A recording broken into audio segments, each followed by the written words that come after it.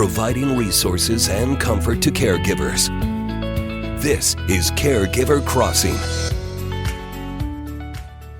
Good morning. Welcome to Caregiver Crossing. Thanks for being here. If you're new to this show, you might want to know what you're getting into. We are a show brought to you by Joy's House and presented in partnership with Cardon and Associates. And we come to you every week to talk about all things caregiving. I'm Tina McIntosh, my co-host. Terry Stacy. Our producer. I'm Noah. Hey. Noah. You guys, we're going to talk about something really heavy right off the bat. Okay. Let's start with something else. Let's start lighter. Okay. Do either of you ever just have a drink, alcoholic drink, at the end of the day? For sure. No. Used to. Used to. But How about on the weekend? if the moment arises, but Okay. not like it's got to be part of our meal or anything. Yeah. I know a lot of people who it has to be part of the meal. I agree. Every day. Every single day. Or people who, it's like right before bed, they have their bourbon or, whatever, every single day. Yeah. I've never been the person who wanted or needed alcohol every day, but I am definitely the person who, if I'm going to do it, I'm all in. Like, we're doing shots, Yeah. We're having, and I'm doing it for fun. Like, I'm not trying to escape anything, but I'm in it for fun. It's important for us to talk about this stuff. One, this is April is Alcohol Awareness Month. The other thing is we are finding that a lot of caregivers are using alcohol to cope. Yep. And so we have to talk about this stuff and kind of change the narrative on why it's such a scary, dark topic that people hide. Still. Right? Still. To this day. So let's talk about it. I mean, for some people, it is a silent coping mechanism. I know, and then for other people, the addiction is real, right? But this isn't just about addiction. This is just Alcohol Awareness Month. Do you know, however, that as we're getting older and our body changes, that alcohol can affect us differently? I mean, especially as you age, and then also there's got to be so many medications too that the alcohol has to affect. Your tolerance changes for alcohol. It's so true. It does. I was so much better at it when I was younger. Well, better, meaning better at it, able to handle it better. And then the more that time passes and you're not drinking all the time as you used to, maybe, or even more, not like a big drinker, but you drink less and then you have a terrible tolerance for it. I think for me personally, I'm just not, I can't handle it very well. Isn't the reality that we're putting poison in our bodies? Well, that is a very true reality. You're right, the alcohol. But then you start to, the other hand, and again, studies are so confusing, but the other studies show that those in Italy that have a glass of red wine every night for dinner, their health is better than those that don't because of some of the good things that are in a glass of wine. Yeah, which still has alcohol in it. Wine has never been my thing. But I mean, nowadays I get hungover just from staying up until 2 a.m. Yeah. I don't even have to have alcohol. So then you throw alcohol in it. It's like, it's a wash. I feel completely awful. Do you feel like you can bounce back? I mean, you're in your 20s. Yeah.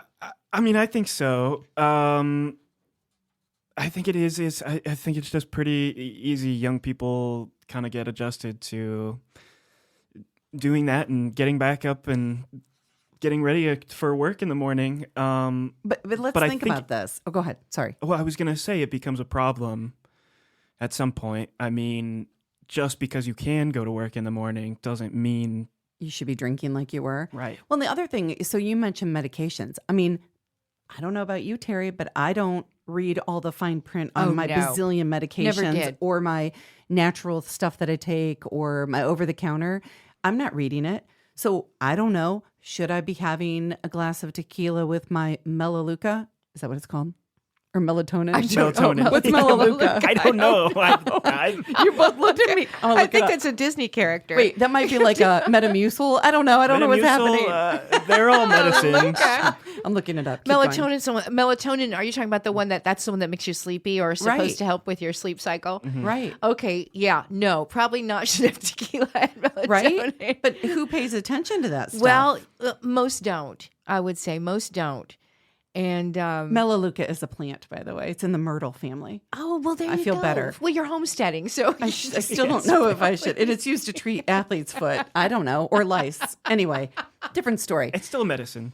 But point being, I don't know how my medication interacts or the things I'm taking interact with alcohol in my body. And what if there's a memory loss? Like, it doesn't help anything. You're increasing your risk for falls. Like, it's scary, but so many people use it to cope or to escape their realities when Yeah. they're caregiving. And we want you to be really careful about that. I mean, ask yourself, when you're drinking, are you drinking to mask something or to escape from something? Because if you are, you probably need to talk with somebody about that and back yourself out. Some of the groups that Tina, you and I have looked at, some of the caregiver groups that are online on social media, on Facebook in particular, this was very eye-opening for me not long ago at that conversation where people felt comfortable enough in an environment like a chat room to be talking about, yes, I'm doing this not only with alcohol, but with drugs as well. And it was basically to escape. Yes. And as you said, and to cope. Both of that's it. That's the reason. It wasn't because they found pleasure in it or anything. It was just to cope. Just to get away from the reality. Yeah. And alcohol is actually a contributing factor to a large number of ER visits too. Somebody overdoes it. There's an interaction. They fall. They get violent, whatever. And a lot of people think, oh, I'm going to drink because it's going to help me sleep. My friends, you don't get a good night's sleep when you're drinking. I mean, you might think you do. No. But you don't. And then you're setting yourself up for failure, too. I remember a lot of spinning. Girl. That makes me sick just thinking about it. I mean, when you think about that for a minute, again, I was much younger, but remember being you had to put a just foot on the floor just just to make sure it was still right there. That is awful. Oh, I just don't want to I feel don't like know. that anymore. I just don't. I don't either. I mean, I don't. feel bad when I have like a Coke Zero. I just want to drink my hint water and my tea and get on with it. Aloe water. Drink aloe water. That's good for you. Oh my goodness. Yeah. So anyway, it is Alcohol Awareness Month, and I know it kind of seems like a weird topic here, but it's really important, my friends. You got to check yourself, and if you need some help, reach out to a professional. It's really important. So we're going to take a break. Stick around. We'll be right back. You can find past episodes of the show at joycehouse.org, and be sure to like and follow us on Facebook, too. If you'd like to connect with us to discuss show topics, need help connecting with resources, have a question that you'd like for us to answer right here on air, just say hey, or you can reach us at 317-254-0828, or you can email Tina directly at tina@joycehouse.org. This is a show designed for family caregivers and the people who love them. Caregiver Crossing is brought to you weekly by Joyce House in partnership with Cardon & Associates. We're here every week to bring you support, education, and hopefully a good laugh. Visit joycehouse.org to connect with us, hear past episodes, learn more about caregiver support resources in the community, and much, much, much more. That website again is joycehouse.org. Don't go anywhere. We'll be right back with more shortly. Are you drunk?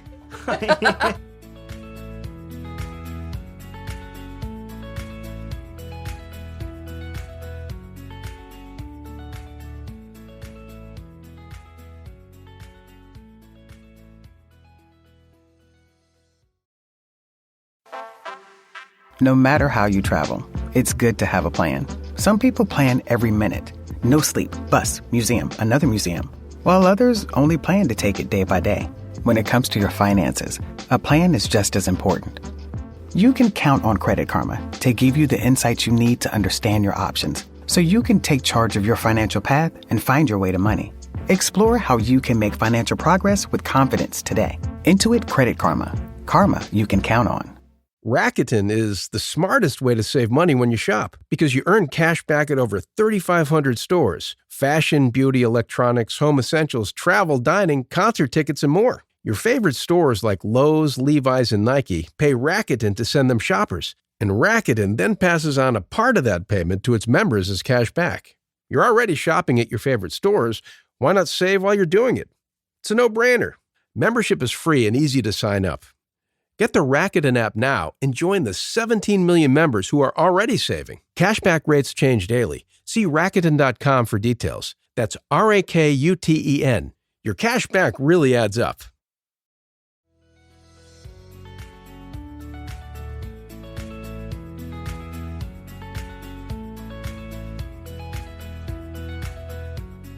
Welcome back to Caregiver Crossing. We're your hosts, Tina McIntosh and Terry Stacy, and we're in studio with Noah Taylor, our wonderful producer. We're really excited about this conversation. Y'all know that we are trying to normalize conversations about death and dying, and we have somebody with us who has done something really incredible around dying with dementia. And so we are joined by Dr. Greg Sachs, a nationally recognized expert in dementia and palliative care. And he's published over 115 articles. I almost said 15. More than that, he's published over 115 articles, including the widely respected Dying from Dementia in the New England Journal of Medicine. And he's been named a top doctor nationally for more than 15 years. His work continues to focus on bringing dignity and comfort and ethical care to people living with dementia. And he's here today to share with us his insights from the In Peace study, which is a groundbreaking model, and it's changing how we support caregivers and their loved ones. So first of all, Dr. Sachs, thank you so much for joining us. Well, thank you for inviting me. We are glad you're here. And we'd like to ask you to start by telling us a little bit about what you do and what led you to focus on aging and dementia and palliative care, because that's quite a niche. Mm-hmm. And we want to hear more about that. Yeah, it's such a niche that I used to joke about it, that my expertise was in dementia, decline, and death, the ultimate conversation stoppers. You tell people that, you tell people that that's what you're interested in, and they move away from you. But you mentioned the commentary that I wrote for the New England Journal. In that commentary, I talked about early life experiences, including watching my maternal grandmother decline from Alzheimer's disease at a relatively young age. She was barely in her 60s when she was affected. And the experience for our family was so dreadful in terms of the kinds of care that she received that my mother basically stopped having us, my grandmother, when she entered the nursing home. Mm. And she had multiple hospitalizations, treated with antibiotics for all kinds of infections, was sedated or restrained, and essentially died without any kind of comfort care measures present, and importantly, without really much of her family available to her. And so that was a pretty early motivator for me in terms of, there have to be better ways to care for people with dementia. And as I went through my medical training as a medicine resident, and then was lured into doing geriatrics fellowship, it was really clear to me that this was an area where there was so much need and where I could help do so much good, both through direct care and through studying ways of trying to improve care as well. Getting off this subject for just a minute, and you talk about what you do, and there is conversations pretty regularly about that in this day and age, and as we continue to live longer, and with more Alzheimer's and dementias being diagnosed, that not enough young people are going into the geriatric care. And do you notice that too? Is that a truth, or is that a myth? Oh, it's an absolute truth. We struggle to recruit people from medicine and family medicine into geriatrics fellowships and into geriatric careers. It's something that's been on a decline for some time, and there are many geriatric fellowships that go with unfilled slots, meaning that they have the ability to train more people, but we don't have enough people applying for our fellowships. So it's a striking gap that's been growing over the years in terms of, doctors who are older who have been doing geriatrics are retiring, not enough coming into the field, and the aging population just booming. So that I think there really are some significant challenges ahead, because there are not going to be enough geriatric specialists, not just to provide direct care, but I think to be able to help practices and systems of care in hospitals do as good a job as we know we ought to be able to do. Well, and Dr. Sachs, this is Tina. I think it is an encouragement for anybody who's listening who has someone who is studying, maybe going back to practice medicine or even, physical therapy or any of these kind of outliers, if you will, in healthcare. Focus on aging. I mean, you want a job where you can make a real difference, you can earn good money, and you're always going to have job security. Yeah. Focus on aging. Yeah. But Yeah, absolutely. you're hearing the voice of Dr. Greg Sachs, who is the division chief of general internal medicine and geriatrics at Indiana University. And there's a new study that you led called In Peace, and it stands for Indiana Palliative Excellence in Alzheimer's Care Efforts. And a lot of those words, if we broke them down, we got, it's in Indiana, palliative care. Not enough people know what that is. It's about being excellent and caring for people living with a dementia. And so first of all, in very simple terms, like we've got a bunch of kindergartners listening to this show. Sorry, anybody who's not a kindergartner. But I think it's important. What is palliative care? Because it is hard to understand for a lot of people. Yeah.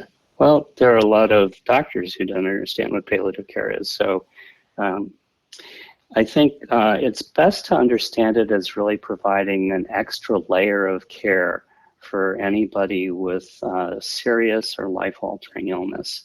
And that can be dementia, cancer, heart failure, lung disease.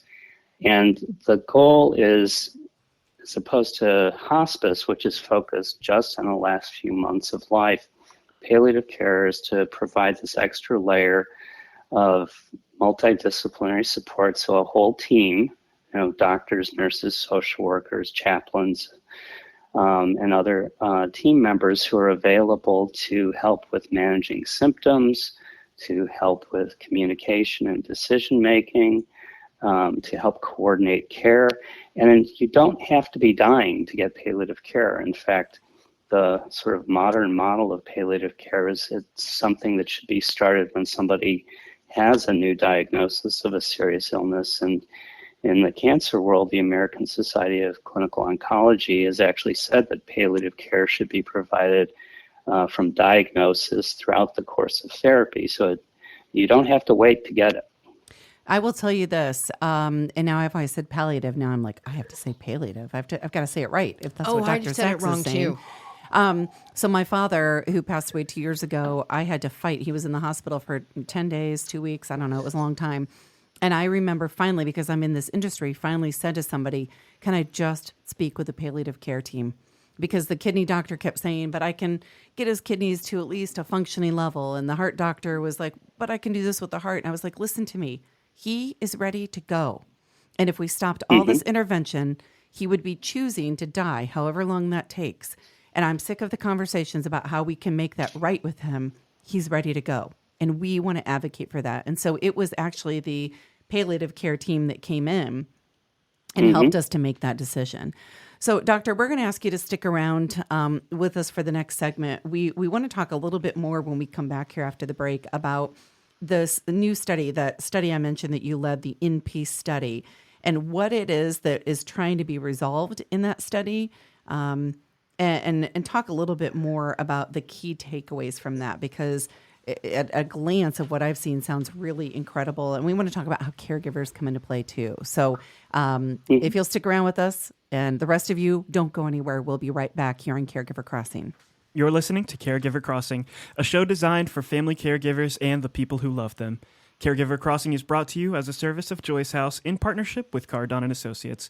With locations in Broad Ripple and near the University of Indianapolis campus, Joyce House provides exceptional day services for individuals living with a life-altering diagnosis and compassionate support for family caregivers throughout the community. At Joyce House, we believe that everyone deserves to live their best life, regardless of their abilities. Learn more about our adult day and caregiver support services by calling us at 317-254-0828 or by visiting joycehouse.org today. All right, stick around, everybody. We'll be right back with more Caregiver Crossing right after the break.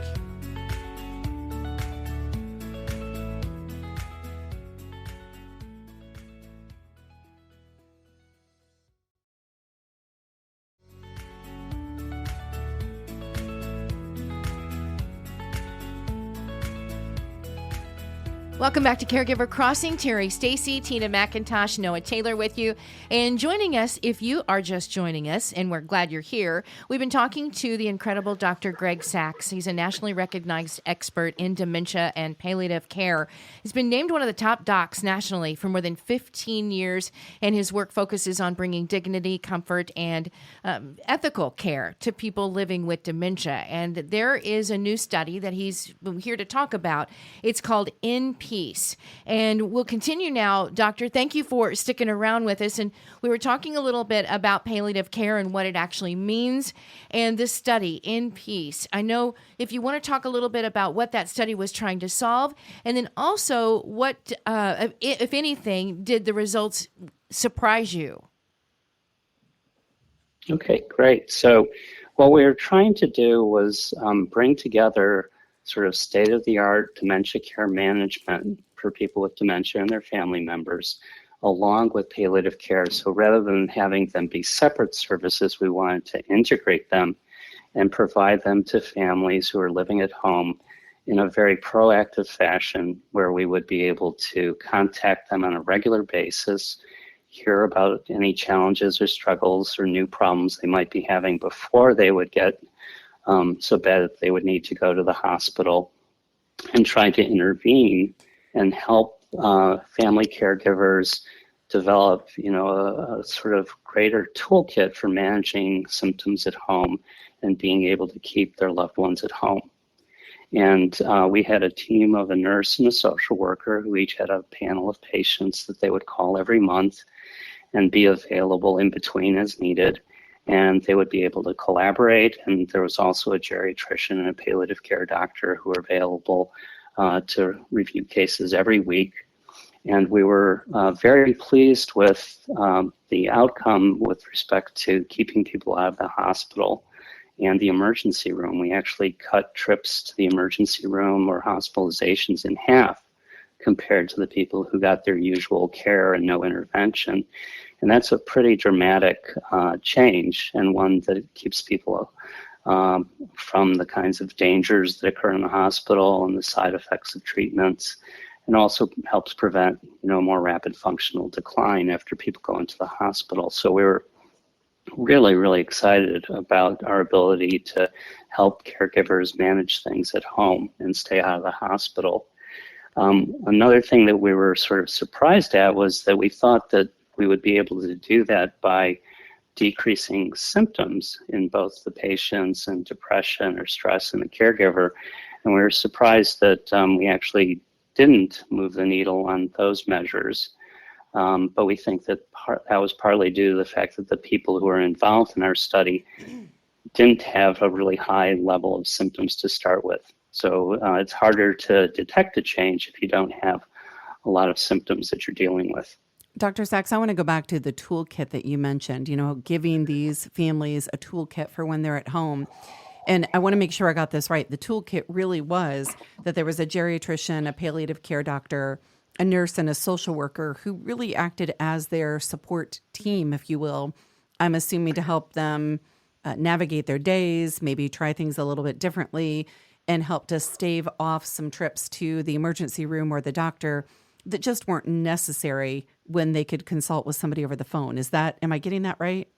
Yes, exactly. And it also included sort of protocols or approaches that we had developed prior to this study that help caregivers be able to manage things like agitation or new behavioral issues, help them take care of themselves, so help them be able to deal with caregiver stress. And so we literally had a manual that had these protocols in there so that both the caregiver at home and the nurse or social worker would be able to sort of refer to the kinds of approaches that we know help. And so you're, in a sense, helping the caregiver become, more effective and feel more resilient and better able to manage things on their own or with a little bit of support over the phone rather than needing to go to the emergency room.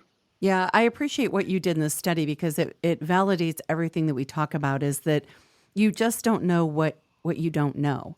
And so having a support community like this group, the toolkit that you all have put together, having a support community is really important. It's critical for people, both for their own care and for the people that they're loving, that they're carrying alongside. And so I don't want to derail our conversation. I do want to look at Noah and tell him I'd like to be able to get Dr. Sachs' email, if it's okay with you, Doctor, to send you a link for Caregiver Way, which is our online product that we created here in Indianapolis. Really not easy for me to say.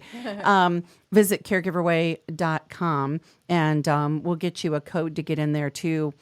And I want you to check it out and see what you think and how it plays into this toolkit, because I think there's some really, really great collaborations in there. We are all, obviously, we have a show called Caregiver Crossing. All we want to do is empower and uplift family caregivers and give them the tools they need. So really, really happy to hear the results of your study. That sounds terrific. And we did take advantage of a lot of resources in the community and referred people to various organizations for all kinds of support services. And we think that that's actually another key piece, is having a team that knows what's available in the community and can help make those connections to the kinds of things that you were just describing. All right, Dr. Sachs, we've only got about 1 minute left. For caregivers listening today, what's one thing that you want them to know about palliative care that they might not expect? I think really the most important thing is to understand that somebody doesn't need to be near the end of life to get this approach. And so you don't have to wait if you're struggling with, the patient having symptoms, feeling stressed out. Palliative care teams now are out there. They're in, almost all hospitals of any reasonable size. They're often in nursing homes. And people should feel comfortable reaching out for that extra layer of support. Yeah, I want people to really hear that. Palliative care and hospice, while they're like cousins, they see each other at a family reunion, they're not the same thing. Yeah. And so I think that's really important.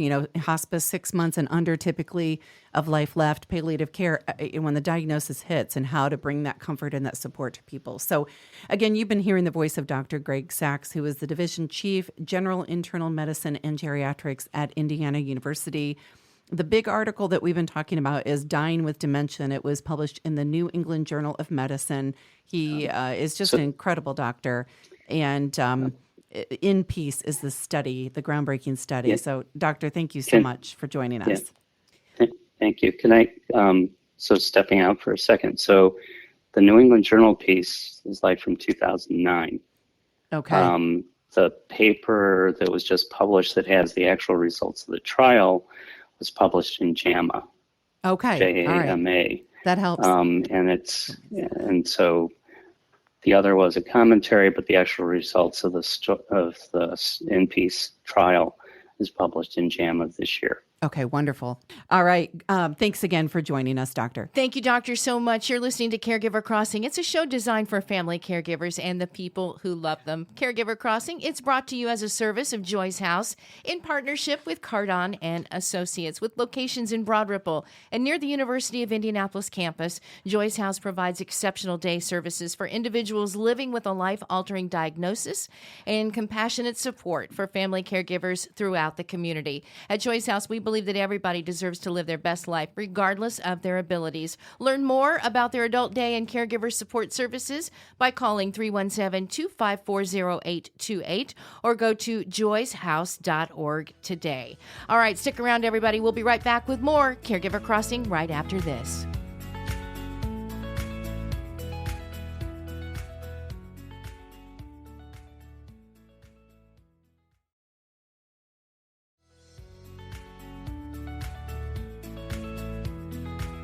Hey. Hey. I'm in my Zen mode. I'm like totally like chill. Oh, I can feel it. Yeah. Happy Easter, by the way. Yeah, I know how do we haven't really mentioned it much, but how do we miss it? I don't know. Well, happy Easter. Are you having a big Easter feaster? Easter feaster. Is that a term? Well, that's what I call it. Big Easter feaster with a big old ham or something, or maybe you're cooking one of your goats. No. Oh, they're so offended. No, we're gonna have dinner tonight. And even though I don't have any little kids, well, my 5-year-old niece will be there. So we will celebrate Easter. We will have an Easter egg hunt, but I'm not doing any big baskets or anything either.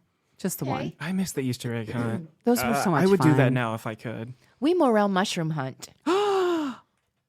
Don't tell anybody where That's you so go. much No, I fun. don't. No. I'm If not you going get an to. overabundance, I will buy some. My I'll give husband 'em to you. desperately I don't wants like some to this eat year. them. Oh, he's desperate. He just said the Does other he day. really? He wants some? Yeah, we'll he really, get you some.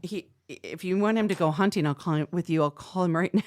No, because then he would know where my hole is. Yeah, I know. That's not the kind of thing that you share. You do not share where you can find your morels. Have you had them?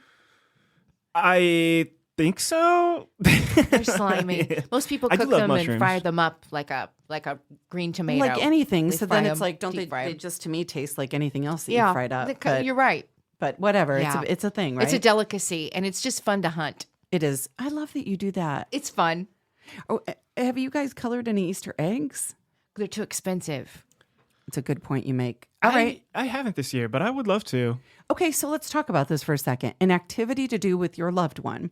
So, as you're caregiving, or if you have kids in your life, or you just want to do this on your own, instead of eggs this year, right now, they're in your pantry, they're stale anyway, the open bag of large marshmallows.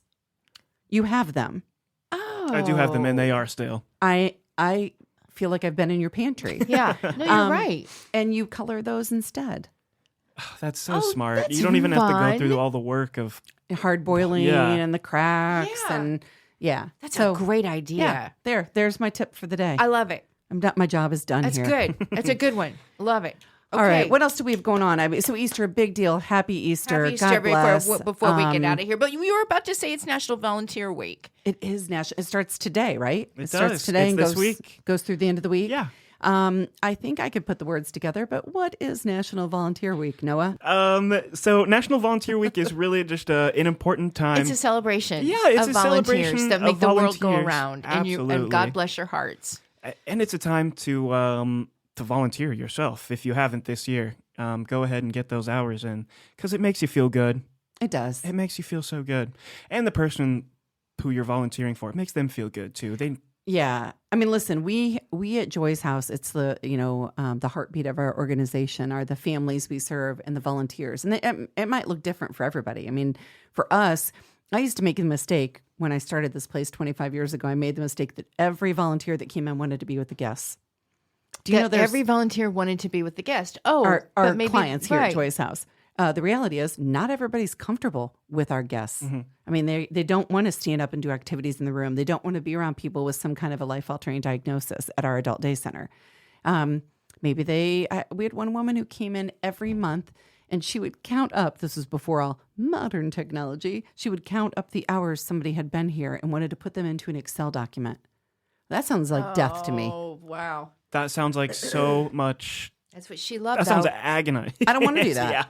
Yeah. But that's what Yeah. she wanted to do because she wanted to contribute. And so it's funny to me how often we think that we volunteer for the other people or animals or nature or whatever it is, and we get just as much out of it. I agree. And there's something for everybody. There are so many volunteer opportunities across our state, truly. I mean, just so many. And if you think about it's such a great thing to instill in your kids, right? Yes. So make sure that's in tow. And if that's doing one day a year at Thanksgiving and serving meals or whatever that is, it just takes that one thing to plant that seed.